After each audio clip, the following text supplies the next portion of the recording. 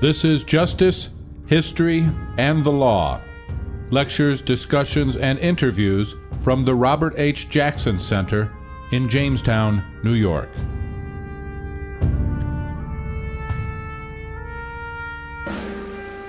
January 26, 2004. Budd Schulberg, the Academy Award-winning screenwriter, speaks to the Jackson Center about his time as a researcher during the Nuremberg war crimes trial.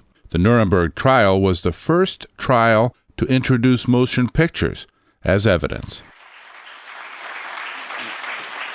Thank you very much.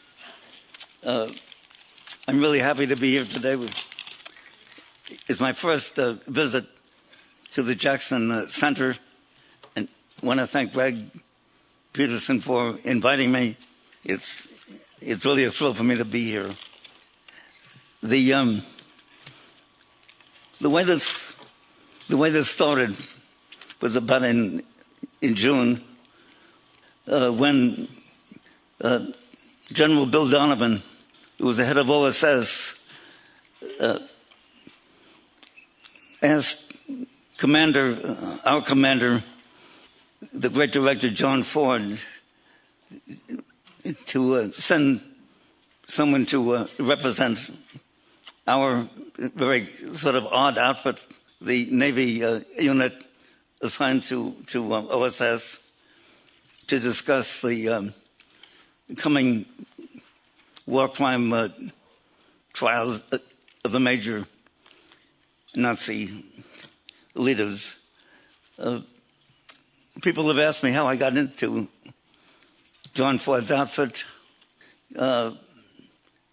John Ford was really a very eccentric Navy commander.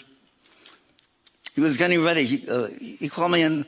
I think I knew him slightly in Hollywood, where I was raised, and he kind of liked my book, What Makes Sammy Run. It was sort of anti the moguls of Hollywood.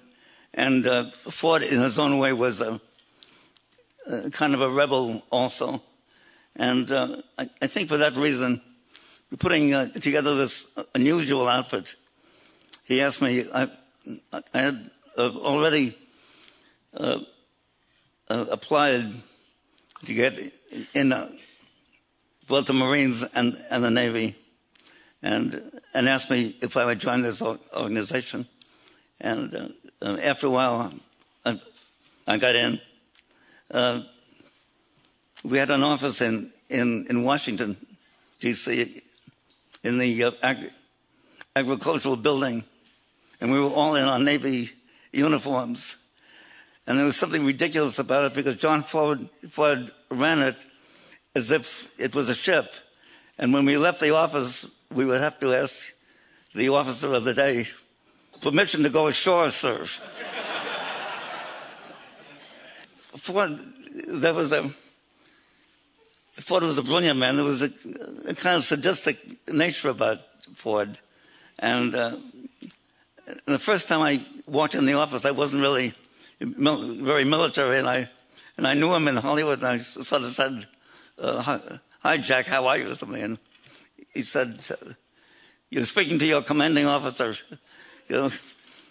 Come to attention and just look." And so I said, "Ensign Schulberg reporting for duty, sir." I went through all this. So the next time I went in there, a few days later, I came in and I said, "Ensign Schulberg reporting for duty, sir." And he said, "Oh, for God's sake, Bud, sit down on the couch. Let's talk." I never knew which I was, his friend from Hollywood or this lonely ensign. He sent me to Fort Scholar. Sorry to make this so long about how I got into this darn thing, but he sent me to Fort Scholar, a real naval training school, and it was sort of with glee that he said, "You're going to go up there. You never went through anything like this. I mean, they're going to kill you up there."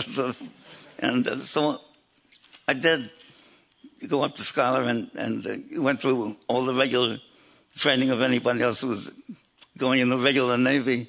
And I came back and And he called me and asked me how I liked it. And I think he was very disappointed when I said I really liked it. And again, this went on. Anyway, when the war ended, I had been in the OSS in Germany doing various things that they asked us to do in the OSS, like we would help to prepare the cover stories for agents who were being dropped behind the lines.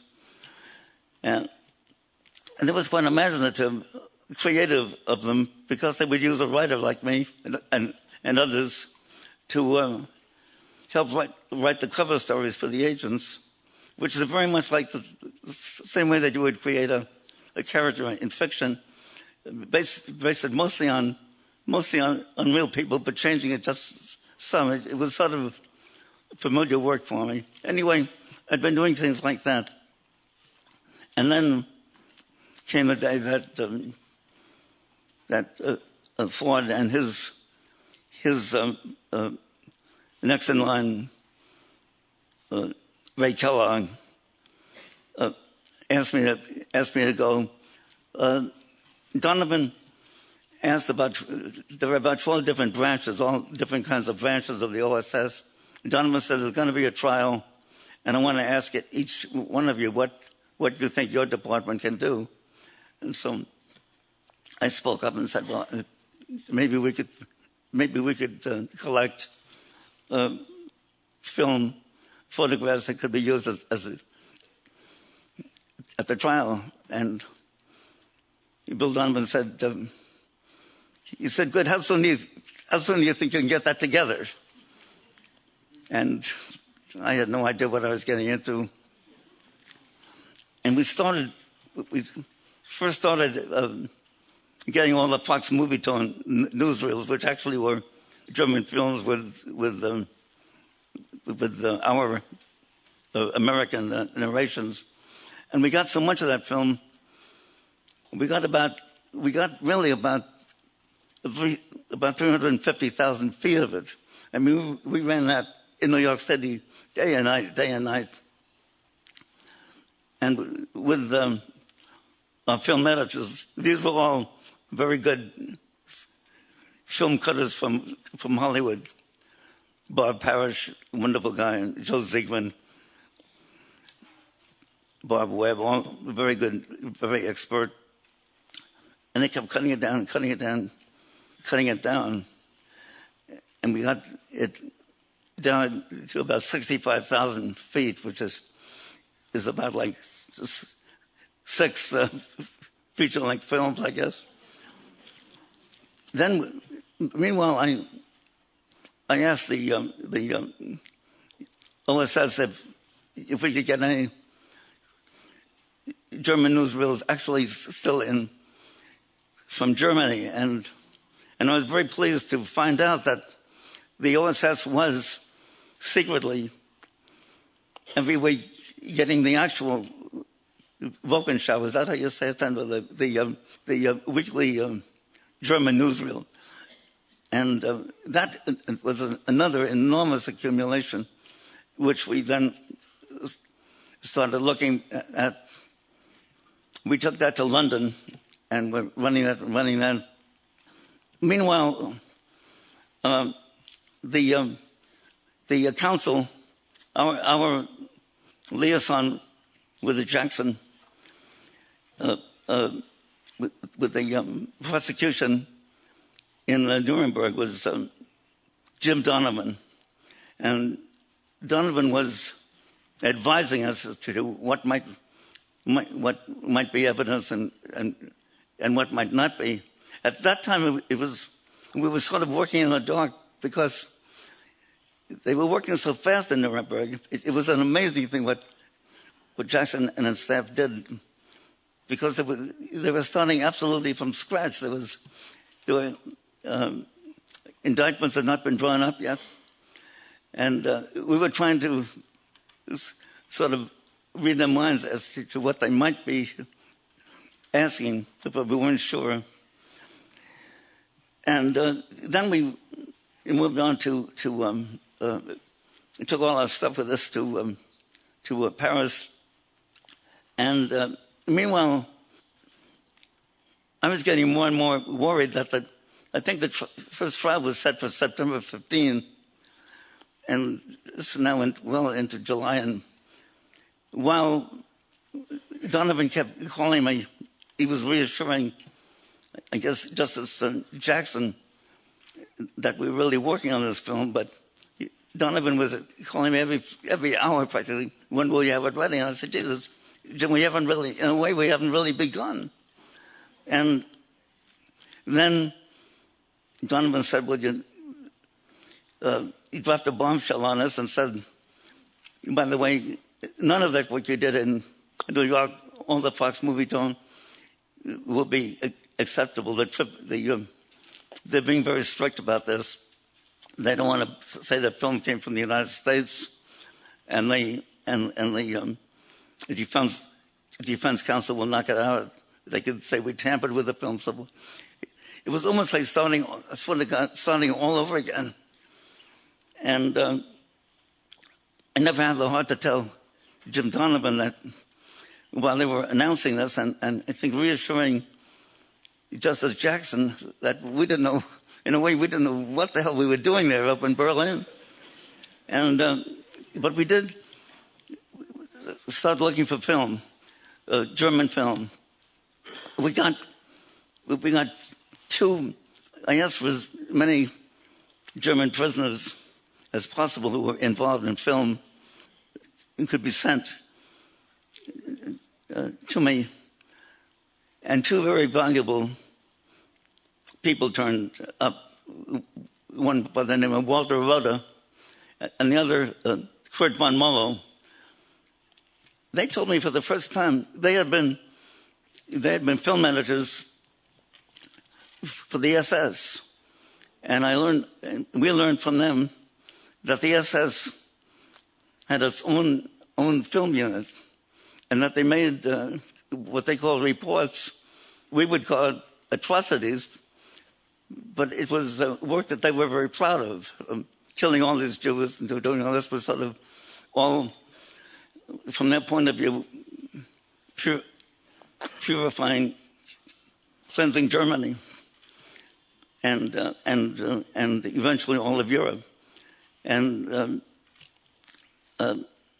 they told me that these films, they were often two real films, would be shown at the homes of the Nazi leaders, Goebbels and Himmler, Hitler, and the rest of them, and they called them desserts because they showed them as a sort of entertainment after dinner. We thought, well, we've got to find some of this film. And Walter Roda told us that there was a lot of film hidden in a quarry mine shaft. I think it was in the town of Grossleben, about 30 miles east of Berlin. So we got in some jeeps and raced over there. We went through a long tunnel, and at the end of the tunnel was an incredible, unbelievable sight. There were acres, like football fields and fields of film burning, cans smoldering. They had burned the whole, it must have been millions of feet, burned the whole damn thing. And we were heartsick. And we did pick up, like, here and there, we picked up strips that were half destroyed. I remember one in particular showing SS men pulling women, middle-class women, down steps by their feet, and the dresses over their heads, and it's just unbelievable, and filming all that. But we never got really what we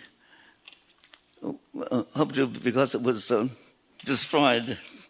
The same thing happened again a little bit later. He told us that there was another hidden cache of films at Ruddersdorf, another small town way out of Berlin. We went there, and it was sort of a tunnel into a mountain-side, and I'll be damned if the same thing. It was the same thing again. Tons and tons of film, all burning, destroyed. We lost them. Can't tell you what, in a way, history and what we lost in the destruction of that. It's an indescribable archive. We put together bits and pieces where we could, and meanwhile, the Russians were not being very cooperative. Most of this would be in the Russian zone. Russians were not being very helpful. They kept very much to themselves, and they weren't team players with us at all. It's part of being allies and on the tribunal and prosecution of the coming trial. So we decided to, and the colonel was very difficult. We decided to give we had a terrific house in Wannsee, by the way. We had a house that we told them, one trouble with the OSS is that they teach you to be master liars. It's part of undercover work. We told them that we needed a house for General Donovan, and we got a mansion in Wannsee. In fact, we got two, one where we lived, and the other where we made into a cutting rooms and projection rooms and showed the films. And so we worked out of there, and we decided that we would try to soften up the Russians by giving a master huge party for them. And so we did it. We invited the colonel and his staff. Jack, we had a lieutenant commander who didn't know anything about the Nazis really. He was a playboy with a bracelet that said "Too stinky from Doris." That was Doris Duke, and in some ways he wasn't very helpful, but in other ways he was very helpful because, for one thing, he knew how to set up a party, and so we had all kinds of liquor, champagne. We had some whack women who we thought might be socially could help as hostesses, and we were all set. We had elaborate servants. I never lived that well again, I tell you. And we had this whole staff, and then we waited. I think we had invited them like 7:30, 8:30, 9:30, 10:30.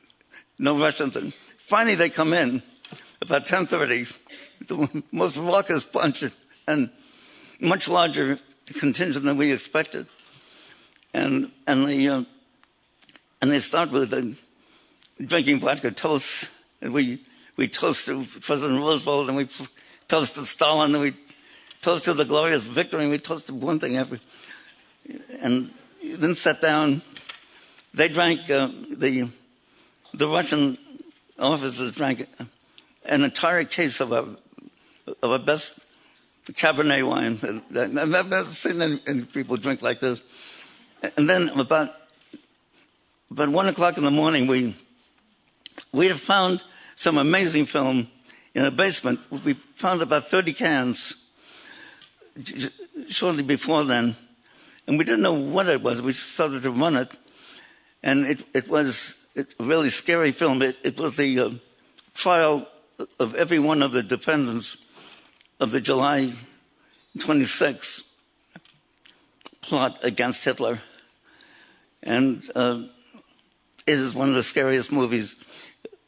You see the Field Marshal von Fitzleben, who had been a very high up commanding officer in the Wehrmacht, but had been part of the plot, and they had taken off his uniform, and they gave him pants that were too big for him without a belt, and the Judge Freisler screamed at him, and every time von Fitzleben was sort of enforced to raise his hand, his pants would start to fall down.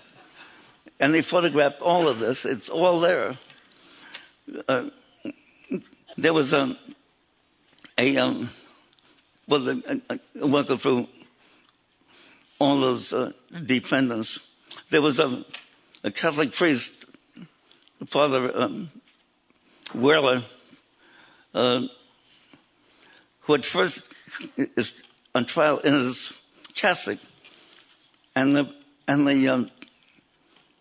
Freisler is screaming at him because apparently this Count Schwerin, he came to him as part of his confessing and asked him if he thought it was a mortal sin to dispose of someone who was endangering the life of his country and the world, something like that. He didn't name Adolf, and some apparently Father World thought that it might not be a sin, and later on the Count had confessed this under terrible duress about the priest. In the next shot, I won't go into this whole movie because it went on 65 reels. They photographed every word of this long trial.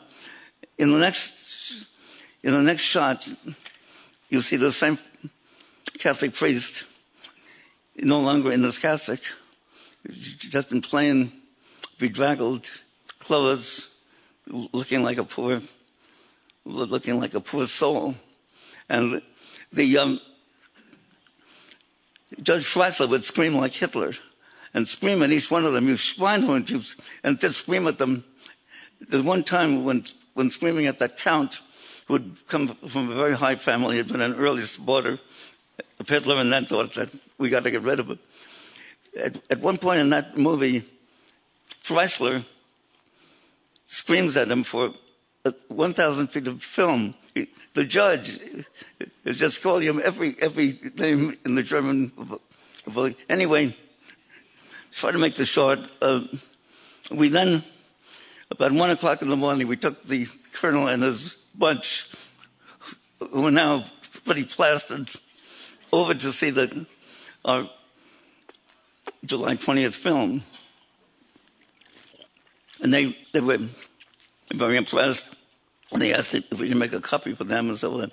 And that's next day they let me, the Soviet officer, go about 30 miles deeper into the Russian zone than they said any American had been. And we went there. And again we found film that had been destroyed, and the local German people blamed it on the Russian drunken soldiers came in with torches and they did it, but the Russians said that's nonsense. We couldn't possibly. They did it, and anyway, we still didn't have anything, and in spite of letting me go in that far, they weren't all that helpful. And then I asked that colonel, is there anybody else I can talk to? And he sort of reluctantly said, well, there's the head of the archives. You can talk to him. And then now I go to him. I never forget him, Major Avenarius. And Avenarius is suspicious of me. And he said, I don't understand this. Why is a young naval officer coming here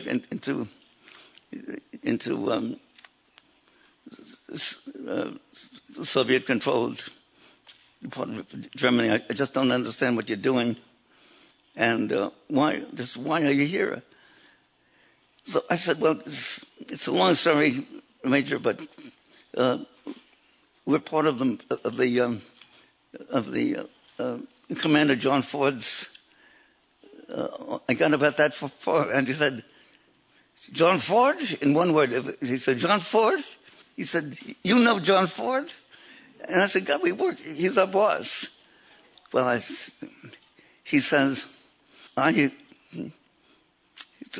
have written 2 books about John Ford. It turns out that this man is the biggest expert on John Ford in the world. He wants to know movie by movie by movie, every single one. He got so excited. He said, remember that shot on young Abe Lincoln when Henry Ford had his foot up on the desk and the shooting? He remembers the angle. I tell you, it was extraordinary. And then, now he says, now he's our friend. He'd really do anything for us. He said, come on. He's got all the negatives. He's got the negatives of films that we'd been looking for. And he actually said, like, bring a truck. You can take anything you want. So that was a huge breakthrough.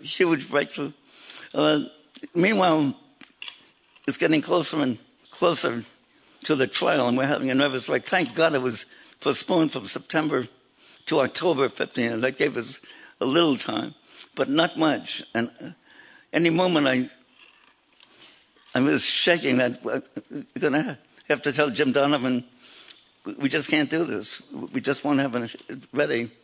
And especially as we got into the master plan, the horrors of the atrocity was in a way easier. They just had to gather and decide how much of it to use. They could have run that all day. And but the master plan was much more complicated, much more legalistic, as we had to run not only the triumph of the will, but all the apartheid day, their own newsreels, statements. Some of the statements were amazing. I mean, Goering is quoted as saying, "We have to clean all of Germany and finally all of Europe with an iron brush." And Hans Frank says the something like the whole concept of justice is the will of Adolf Hitler.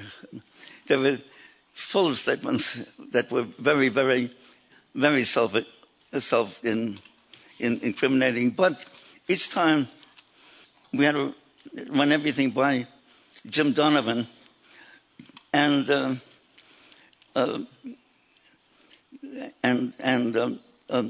lawyers on Justice Jackson's staff.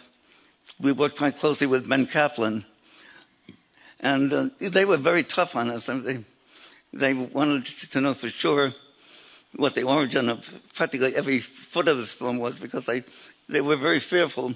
And Justice Jackson, I only met him, shook hands, although I wasn't high enough in any way to actually interact with Justice Jackson. But the message was that this was the first time that film was ever going to be used, and we better be damn sure we had it legally right, that there were no tricks in it, nothing that the defense lawyers could object to it. And so we ran everything by Jim Donovan, and in terms a lot of it by Ben Kaplan, judging it for Justice Jackson. It's almost too long a story to tell at one standing. we got a reprieve. Thank God we did, because I was saying up in Berlin, we'll never make October 15th. We just won't have it ready. And what are we going to tell them? They'll court-martial us. We're going to be in trouble. So thank God that then they postponed the trial one more month. And that really gave us a life-saving period. I should go back one step or two and say that The Triumph of the Will was maybe the most powerful propaganda film ever made to this day. It was made by Leni Riefenstahl, who had been a famous movie star, and then a director, and very close, very, very close to Adolf Hitler. It was so close that she didn't have to go through Goebbels and the propaganda office. She could walk right into Adolf's office, his home, and get what she wanted, money for the films, personnel, whatever. And so, especially with the pushing I was getting from Jim Donovan and Jackson's staff in Nuremberg, he said everything has to be sort of clearly identified. Like even the parts of the Triumph of the Will that we were using, you better have whoever made it, like Leni Riefenstahl, identify. Yes, she made it. So then we decided we had to find Leni, and the OSS and the Army intelligence tracked her down, and so I went to see her. I tried to shorten this too, but I went to see her. She was living in a really nice chalet on a lake somewhere outside of Munich in Bavaria, and I was in my uniform. I had only a weapons carrier, an open weapons carrier, and I had a corporal, an army corporal, that we had borrowed as a driver. I went in to see her, and they were very startled to see any American officer at the door, but she said to come in, and I sat down with her on a couch. She was about 40 then, a very good-looking woman, and sat down, and then she started a whole song and dance that she's been saying from 1945 until she died last year. She was never a Nazi. She was never for the Nazis. She was a pure documentary filmmaker, and making those films. She also made not only that one, but shorter ones. She did a number of other. But she said these were just pure art. I was only interested in art. And then she said, when I went to Hollywood in 1938,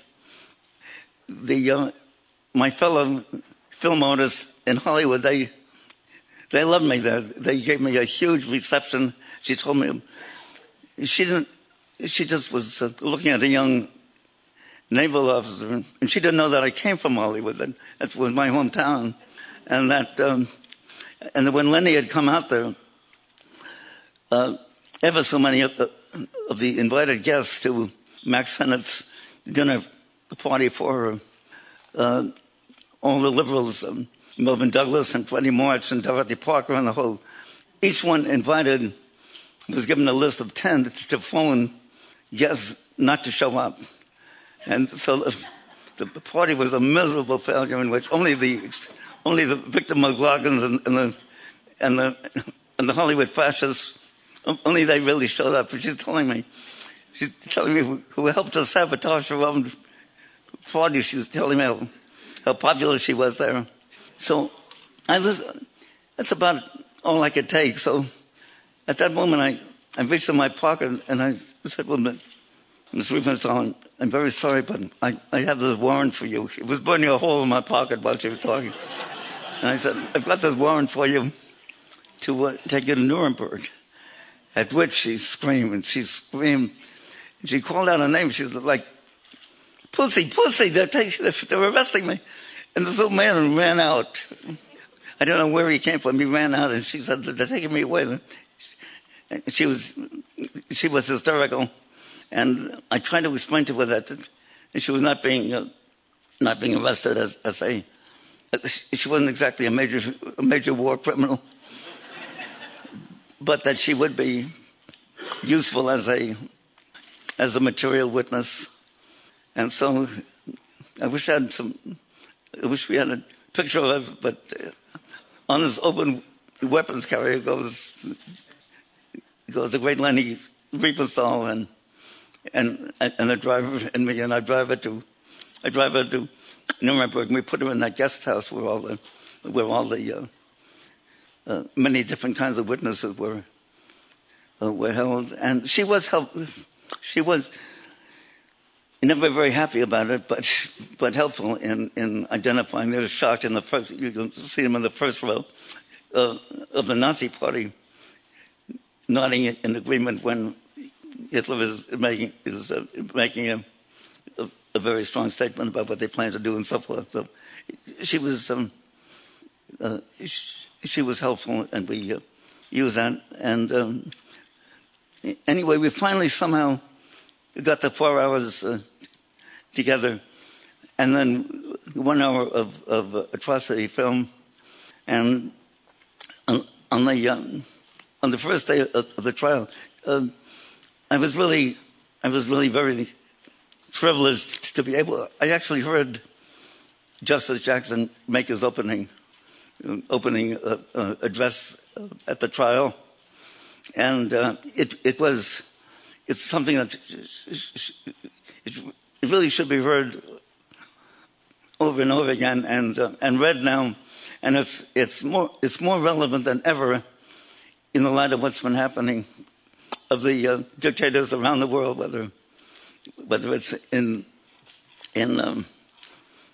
what was the old what was Serbia and Iraq, about holding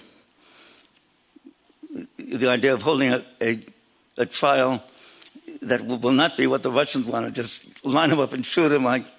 And even the British were for more, I think, of a military tribunal sort of thing. But we had done in Japan.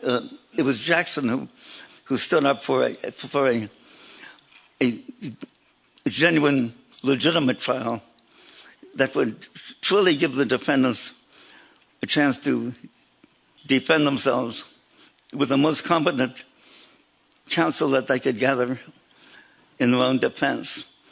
And he did have this strong feeling that we're not doing this for just now. It's not just to shoot these bastards like the Russians wanted to do, but that we were setting a precedent for all time. Just in closing, when he spoke that day, he mentioned the evidence that he felt would make their case conclusive, not only with documents, but live witnesses. And also, he said, you will be seeing film and photographs put into evidence. And I can't tell you what a feeling it gave me that day. It was the first trial ever to use film, and was probably the most important trial maybe of all time. And so we went on. We ran the atrocity film first, and that day I got there as early as I could, and the Russian table was the closest one to the dock where the prisoners were, so I could watch them as closely as possible and get the reaction. I won't go into all of it, but I could see all the body language and the facial silent facial language. I could see the dark look on Stryker's face. I could see all the military men they almost physically turned away as if this is not us. And you can see also the diplomats, Papa Neurath and so forth, had a sort of removed look, also feeling that this was not them either. And you could see who was really shook by it, because the film was just a moment that you saw. That kind of film of those bodies, we could have run all day into the night, around the clock. It drove us all crazy doing it. We were watching that anyway. I watched Gary. He was a very interesting, complex man, and you could almost see his mind spinning as to how he was going to defend himself. And Hans Frank was the guy for Poland. We also, just aside from all the American film that our guys shot as they went in the different concentration camps, aside from that, we did find one film that the Germans made on Warsaw. And someone asked me, I think a member of the press, what was almost like the most horrifying moment of all the horrifying moments. And I said, I think it may be in that German film on Warsaw. They show the uprising, they show the killings, they show the shooting, and then they show the dishes where the poor emaciated bodies are being buried. And they have a German cameraman, right down deep in the pit, shooting up as these emaciated, naked bodies are being thrown past them. They're actually doing this is not exposing from the other side. This is them photographing what they were doing, including the most unbelievable. I mean, women with infants were being thrown down past the camera, and the thought of that guy down there just doing this as his job was something that is hard to ever erase from your mind. And so I know I've gone on maybe a bit too long, but it's a subject that has stayed with me all my life. And that, I guess Greg Peterson asked me what the highlights of my life have been.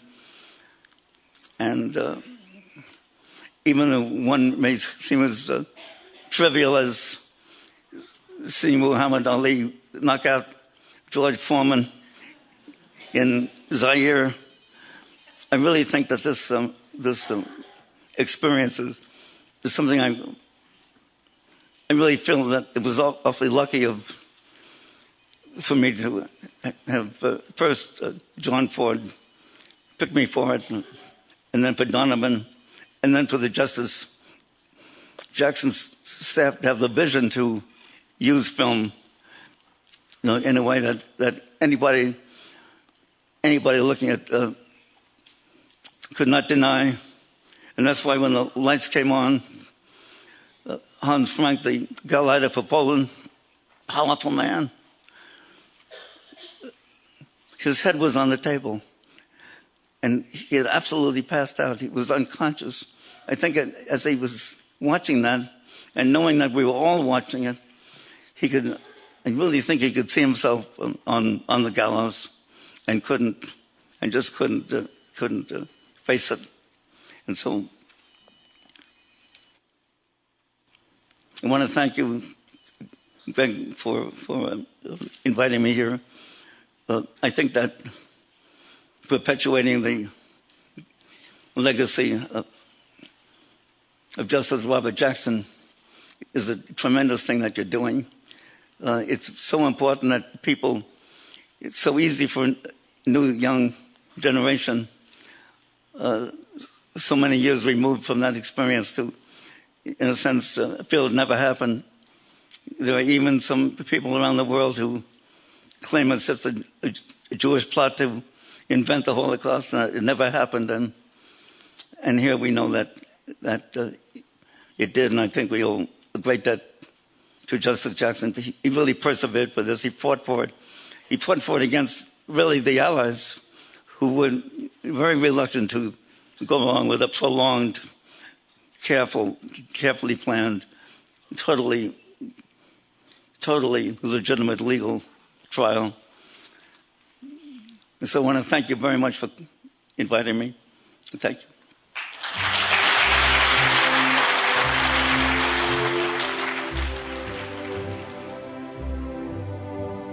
The Jackson Center is a historical and educational facility dedicated to preserving the legacy of this country lawyer who became Solicitor General, Attorney General, a Justice of the Supreme Court, and served as Chief Prosecutor at the Nuremberg Trials of Nazi war criminals following World War II. To learn more about this program, Robert Jackson, the Jackson Center, and upcoming events, the Jackson Center is located at 305 East 4th Street, Jamestown, New York, and found on the web at www.roberthjackson.org or contacted by telephoning 716-483-6646.